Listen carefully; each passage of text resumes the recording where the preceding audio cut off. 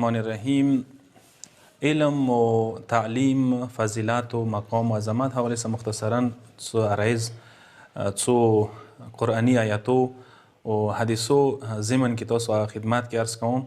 ایمو ډېر داسې کسان دي چې هغه تعلیم نه مایوس شي، تعلیم حواله سره مایوسۍ شکار شي، ډېر کم ټایم کې تعلیم پرېږدي، کاروبار، پیشه یا دنیوي دولت او سرمایې او هغه پسې منډې چکر وکړي شي.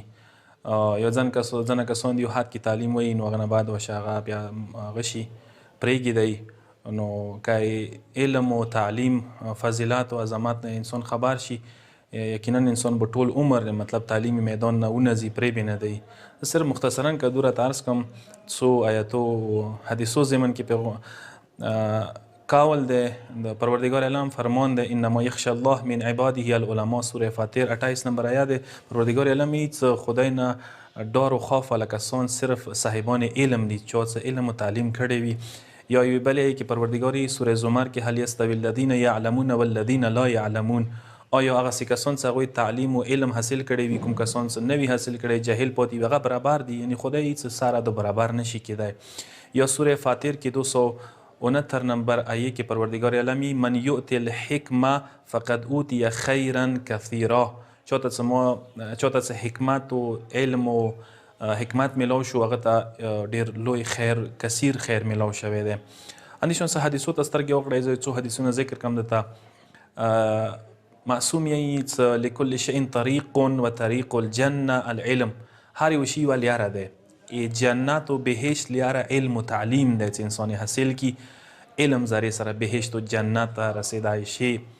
یا پیغمبر اکرم حدیث دی فضل العلم افضل من فضل العباده. پیغمبر اکرم ای چې علم فضیلت، عبادت فضیلت باندې پاسه دی.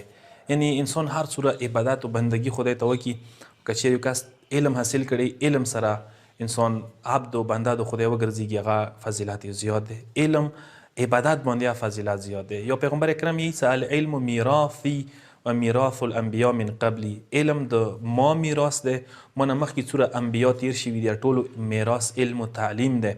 یعنی مقصد دا چې کوم کس علم میدان کې دی، تعلیم میدان کې دی، چې انبیا و میراث حاصلولې کوشش دی کوي. یا کومه زندگی تیریږي داسې چې انبیا و میراث کې دی زندگی تیریږي. یو بل حدیث کې حدیث دی چې پیغمبر اکرمی مسترزل الله عبدا الا حظ عنه العلم والادب. معصومینو نه دی چې کوم کس خدای غواړي ذلیلي کی، هغه علم و ادب نه محروم کوي. مقصد کوم کس باندې د علم و تعلیم لیاره بند شي، علم و تعلیم میدان پرېږدی، داسې وایي چې هغه خدای طرف نه ذلت طرف ته لاړو. یا حدیث دی چې ما تصدق الناس بصدقة افضل من علم ینشروه.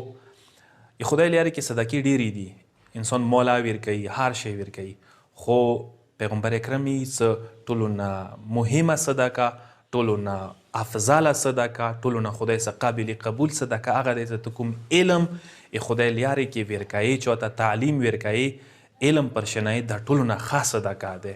یا حدیث دی پیغمبر اکرم چې اندی حدیث باندې زه اکتفا کوم. پیغمبر اکرمی چې ما من خارج خرج من بیته فی طلب العلم.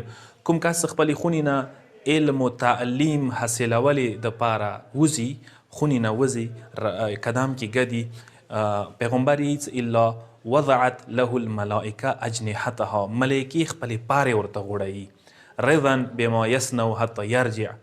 چې کله هغه څي تعلیم دپاره واپس راځي کور ته، نو ملایک پارې ورته غوړوي. اکاس چې تعلیم حاصلولی سي، علم حاصلولی سي، څي کالج ته، سکول ته، یونیورسټۍ ته زحمت کوي، محنت کوي، کور نه وځي یا راځي.